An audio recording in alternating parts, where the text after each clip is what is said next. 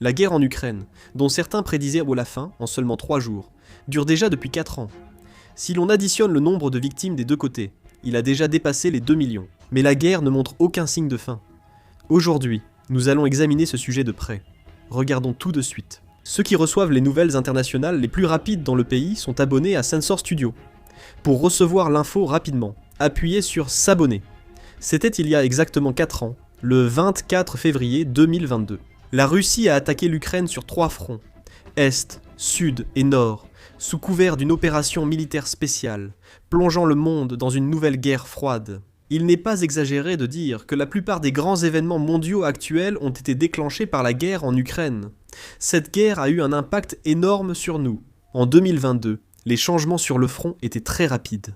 L'armée russe a avancé jusqu'à Kiev, la capitale de l'Ukraine, mettant la ville au bord de la chute. Mais à ce moment-là, l'armée ukrainienne a réussi miraculeusement à repousser l'armée russe. Et à partir d'un certain moment, le front s'est limité à la région du Donbass. Cependant, en raison de plusieurs facteurs d'échec lors des contre-attaques, l'armée ukrainienne n'a pas non plus réussi à repousser efficacement l'armée russe. La situation actuelle est une guerre de tranchées, avec des combats répétés où chaque camp tente de repousser l'autre. La guerre en Ukraine dure depuis 4 ans, soit plus longtemps que la guerre germano-soviétique de la Seconde Guerre mondiale. Cela fait maintenant 4 ans que la Russie a envahi son pays voisin, l'Ukraine, mais elle éprouve toujours des difficultés à occuper complètement le centre industriel de l'Est de l'Ukraine. C'est un contraste frappant avec ce qui s'est passé il y a 80 ans, pendant la guerre germano-soviétique, lorsque l'Union soviétique, qui avait été repoussée jusqu'aux abords de Moscou, a fini par prendre la capitale allemande, Berlin. La guerre durant depuis plus de 4 ans, le nombre de victimes entre la Russie et l'Ukraine est énorme. Selon une étude du CSIS, un centre de recherche stratégique américain, on estime que le nombre de victimes parmi les forces russes et ukrainiennes au cours des 4 dernières années dépasse les 2 millions. Ce chiffre constitue le plus grand nombre de pertes dans une guerre des grandes puissances depuis la Seconde Guerre mondiale. Pour l'armée russe seule, on estime les pertes à environ 1 200 000 personnes. Ce chiffre équivaut à 3 fois le nombre de soldats américains tués lors des guerres de Corée, d'Afghanistan et d'Irak réunis. Les pertes civiles sont aussi très importantes. Les pertes civiles ont surtout eu lieu en Ukraine. Depuis l'invasion de l'Ukraine par la Russie en 2022, 15 000 Ukrainiens ont été tués. En particulier, en 2025, plus de 2500 civils ont perdu la vie. 87% des pertes civiles se sont produites en Ukraine. Le problème des réfugiés est également grave. Selon l'Agence des Nations Unies pour les réfugiés, 10,6 millions d'Ukrainiens sont devenus réfugiés. Étant donné que la population totale est de 41 millions d'habitants, cela signifie que 25% de la population est devenue réfugiée. Parmi eux, 6,9 millions sont partis à l'étranger, et 3,7 millions sont devenus des déplacés internes en Ukraine. Le problème, c'est qu'on ne sait pas quand ils pourront revenir. La forte proportion de jeunes femmes et d'enfants pourrait bouleverser la démographie en cas de prolongation. Avec la pénurie de main-d'œuvre et la baisse du taux de natalité qui se produisent en même temps, il est également possible que la dynamique de la reconstruction d'après-guerre s'affaiblisse. Malgré le lourd sacrifice des soldats ces 4 dernières années, l'avancée de l'armée russe demeure très lente. Pokrovsk, point clé pour les transports russes, a subi 2 ans d'offensive, mais l'armée n'a progressé en moyenne que de 70 mètres par jour et n'avance pas constamment. Lorsque Elon Musk a coupé Starlink, les moyens de communication de l'armée russe ont été complètement paralysés. Les unités n'ont pas pu rester connectées entre elles, ce qui a finalement permis à l'armée ukrainienne de lancer une contre-attaque. En conséquence, l'armée ukrainienne a réussi à reprendre environ 400 km² de territoire sur le front sud. Cela équivaut à peu près aux 2/3 de la superficie de Séoul. La plupart des prévisions indiquent que la guerre va continuer, sans aucun signe de fin de ce conflit. Le président Trump a déclaré qu'il pouvait mettre fin à la guerre en Ukraine, mais il existe encore de grandes divergences entre les deux parties, ce qui empêche toute négociation de cessez-le-feu d'aboutir. La question centrale porte sur le territoire. La Russie affirme qu'elle doit non seulement conserver les territoires ukrainiens déjà occupés, mais aussi contrôler l'ensemble de la région du Donbass. Mais l'Ukraine refuse de céder son territoire et s'y oppose fermement. Un sommet entre les États-Unis et la Russie a eu lieu, ainsi qu'une réunion tripartite entre les États-Unis, la Russie et l'Ukraine. Mais aucun résultat n'en est sorti. Cette guerre en Ukraine a profondément changé le monde et touché presque tous les pays. Examinons cela de près. Du point de vue militaire, les drones attirent l'attention. Des forces blindées, valant des milliards de wons, sont neutralisées par un seul drone kamikaze FPV. Avant, il fallait des missiles anti-chars et un soutien aérien pour détruire un char.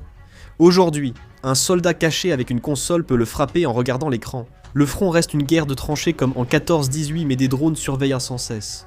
Un mouvement en tranchée est aussitôt détecté par caméra thermique et signalé en temps réel.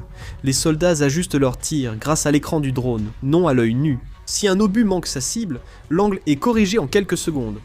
Avec l'ajout de la technologie de reconnaissance de cibles basée sur l'intelligence artificielle, l'intervention humaine dans la prise de décision diminue de plus en plus. Des systèmes d'attaque autonomes, capables de suivre automatiquement les cibles et de poursuivre leur trajectoire programmée, même en cas de coupure de communication, sont désormais déployés sur le terrain. Après avoir vu cette scène, les armées de différents pays réagissent également.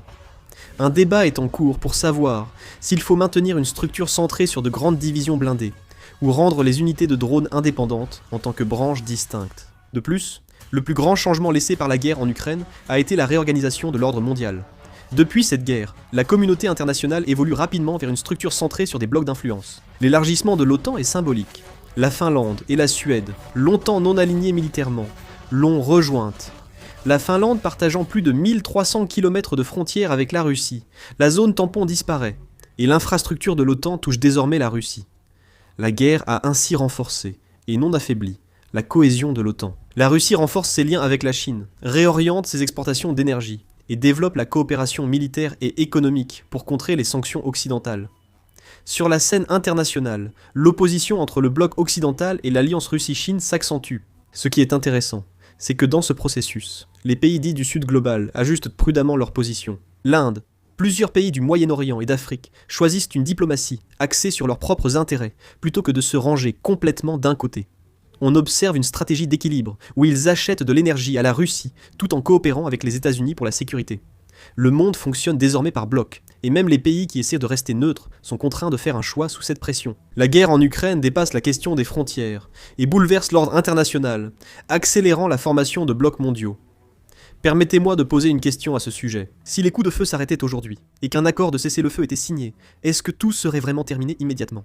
L'arrêt des tirs ne fera pas revenir les villes détruites, et il sera difficile pour des millions de réfugiés de rentrer rapidement chez eux. Le coût de la reconstruction de la guerre en Ukraine est estimé à 764 000 milliards de wons. Plus de 8,5 millions de logements ont été détruits pendant la guerre, surtout à l'Est, et leur restauration reste un défi majeur. La ligne de front risque de prolonger la guerre, menant à un conflit durable.